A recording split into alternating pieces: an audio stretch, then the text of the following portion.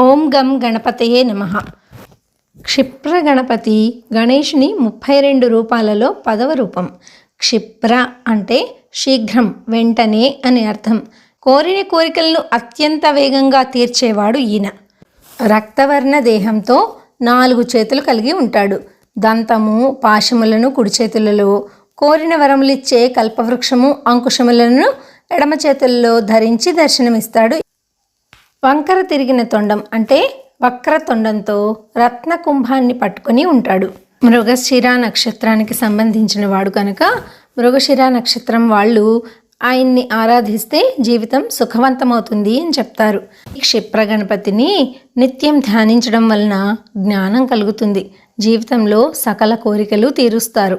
ముఖ్యంగా 6 రోజులలోగా కోరికలను నెరవేర్చే శక్తివంతమైన పూజగా ఈ పూజ ప్రసిద్ధి చెందింది. ఈ క్షిప్ర గణపతిని ప్రార్థించవలసిన మంత్రం ఓం శ్రీం హ్రీం గ్లౌం గణపతయే మమ సర్వకార్య సిద్ధిం కురు కురు స్వాహ అనే మంత్రాన్ని జపిస్తూ చేసుకోవాలి. ఓం హ్రీం క్షిప్రప్రసాదనాయ నమః లేదా ఓం గం గణపతయే నమః అని జపించడం మంచిది. జీవితంలో కష్టాలు తొలగిపోయి త్వరితగతిన కార్యసిద్ధి, ఐశ్వర్యం కలుగుతాయి. మృగశిర నక్షత్రము అనగా వృషభ మిథున రాశివారు ఈ క్షిప్ర గణపతిని నిత్యం లేదా ముఖ్యమైన రోజుల్లో పూజిస్తే ఉత్తమ ఫలితాలు ఉంటాయి అని చెప్తారు. ఇక ఈ క్షిప్ర గణపతి ధ్యాన శ్లోకం చూద్దాం. దంతకల్పలత పాశరత్న కుంభాంకుశోజ్వలాం బంధూక కమనీయాభం ధ్యాయేత్ క్షిప్ర గణాధిపం.